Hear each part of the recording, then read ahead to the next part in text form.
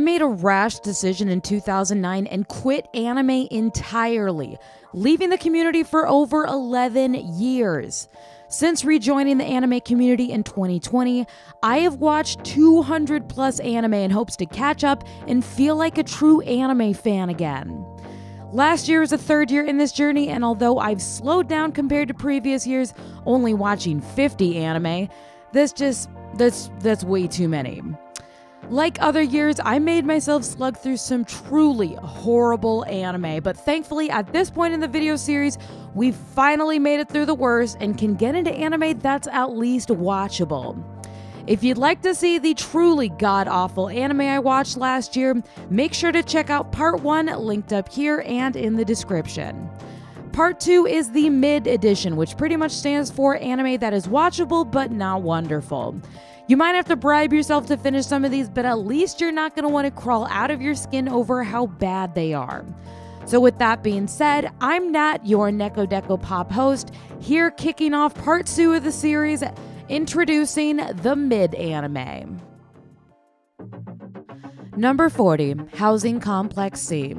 So I didn't realize that this series was only 4 episodes and took a break after episode 3 for a few weeks, only to get bitch slapped by that last episode. I kept thinking, wow, this seems like a final episode, but it's only episode 4. Only to look it up at the end and realize that, yeah, that was the finale. I don't really have much to say about this series other than it had some cool moments and an interesting ending. I think it says a lot that I can't remember many details from this. I will give it props though, the horror scenes were pretty cool, especially in that last episode. 6.5 out of 10. Number 39. Ran Kemonohashi's Forbidden Deductions is yet another anime with a title that's too long, so I'm only going to say it that one time. I am so spoiled by shows like Moriarty the Patriot and the masterpiece that is Undead Murder Farce.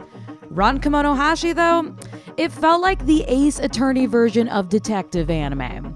A lot of the case arcs were only 1 episode, so you didn't get any time with the story and characters before everything was resolved. When those big emotional moments happened, I wasn't attached enough to even remotely care, even in the multiple episode arcs. The underlying story about Ron's heritage was 20 times better than those case arcs, and yet it only got like 10% of the screen time. That should have been the main story. It would have made the anime so much better. 6.5 out of 10. Number 38. Oku the Inner Chambers is an extremely fascinating alternate history tale that explores some very interesting historical revisions. Remodeling historical events of the Edo period in this alternative timeline, a pandemic sweeps Japan and unalives the bulk of the male population. With the country on the verge of collapse, a societal shift occurs where all businesses and government are taken over by women, and lineages are passed from mother to daughter instead of from father to son. The biggest shift is that the emperor is now a woman. The Oku, which was a real-life women's quarters that housed women who are connected to the emperor, many of them romantically and sexually, is gender-swapped to housing men. Completely cut off from the rest of the world, the men who are employed here experience a number of indescribable hardships, some of which are extremely hard to watch.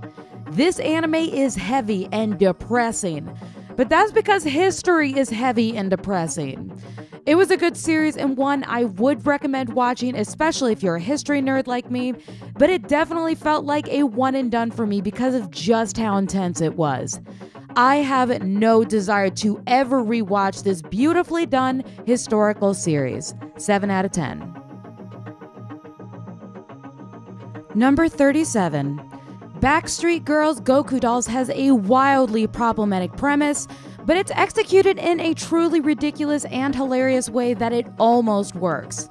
It's still problematic as hell though, and I did feel kinda guilty watching it. Look, I know I need to stop taking stuff so seriously, but this is the concept. 3 Yakuza fuck up and have 2 options to make up for it. They can get unalived, Or they can go to Thailand and have a multitude of gender reassignment surgeries to transition to women so that their Yakuza boss can put together a underground idol group. So yeah. Also, the animation was trash and only a tiny step above The Way of the House Husband. You can tell that Netflix laughed them out of the room when they asked for an actual budget. 7 out of 10. Number 36, The Royal Tutor. You can thank TikTok for introducing me to this one. It was super cute and wholesome with a ton of sarcasm, which I loved, and really came across beautifully in the dub.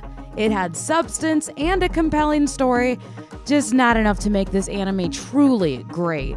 But for a slice-of-life comedy about royalty, they did a good job. And that last episode 100% got me right in the feels. But yeah, nothing revolutionary, but still a cute, warm, fuzzy puppy that is more than watchable. 7 out of 10. Number 35.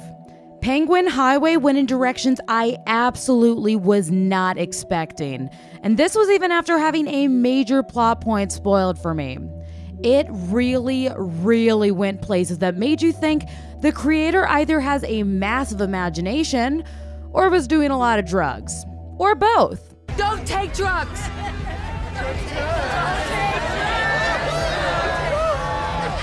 Yes, Mother! Animation-wise, it is absolutely stunning with some truly breathtaking shots. I'm gonna be thinking about this one for a minute. But we're gonna take some points off because there did not, and I mean not, need to be a romantic link between the 10-year-old main character and the grown adult woman who was constantly flirting with him. Like, really? Shut it down. Shut it down. 7 out of 10. Number 34. Secco Boys is stupid. Just stupid, with an absolutely dumb as concept that shouldn't have worked as well as it did. We got famous Greek and Roman statues who band together to form a idol group called the Rockies. Their manager is a art school dropout who was traumatized by having to sketch only statues. So when she learns about who her new clients are, she is devastated. All of the ultimate hijinks ensue. Secco Boys is composed of 7-minute episodes that don't sound like a lot, but actually really pull their weight. I absolutely love dumb anime concepts, and this is one of the dumbest ones I've ever seen. It was idiotic and fantastic. Here's to more stupid and insane concepts in anime, because I had a ton of fun watching this one. 7 out of 10. Number 33. Do It Yourself is a super adorable slice-of-lifer that helps warm you up after a long day. Definitely gave me big laid-back camp vibes, but in a really warm, cozy way. It's complete with a cute and original animation style and some truly wholesome characters. You really grow to love everyone and root for them until the end. However, this is the kind of slice-of-life anime that if you're not feeling the genre, it can definitely drag a little bit. Because of that, it did take me a while to finish it, especially because there was a lot of slice of life last year. Do It Yourself was also in the same anime season as Skip and Loafer, so that absolutely dulled it in comparison. However, if you like laid-back camp or just really love slice of life, you'll most likely enjoy this one. 7 out of 10. Number 32. Mashle, Magic, and Muscles. I was so excited for this one after the first episode because it's just himbo Harry Potter. It started off really strong and is honestly a joy to watch, especially if you grew up with Harry Potter, because there is so many references to it, except they all have a wonderfully dumb twist to them. Don't get me wrong, it was still fun, but even the jokes that were amazing at first really became stale after the 50th time. But I still absolutely love our big, swole himbo. Fingers crossed that they're able to pace the storyline and jokes better so that this can return to how great the series started. 7 out of 10. Number 31, The Tatami Time Machine Blues. I absolutely love spending time in this universe since the Tatami Galaxy is one of my favorite anime of all time.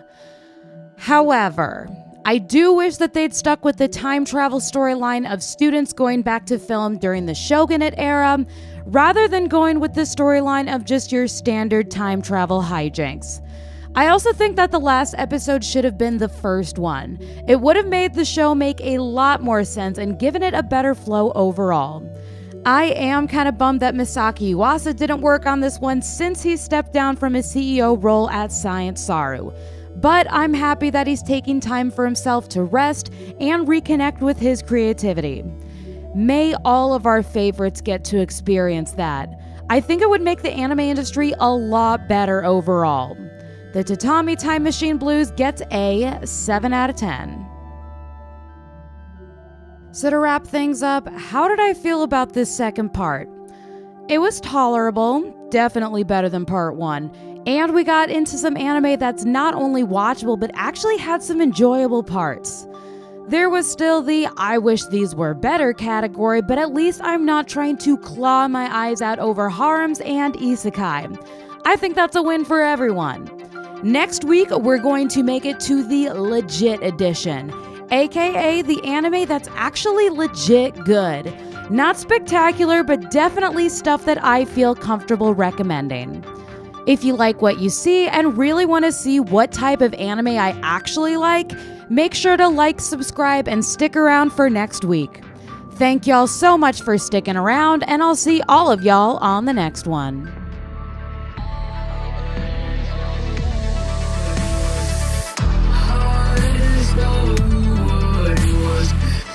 I crave that sword from you. Heart is gold.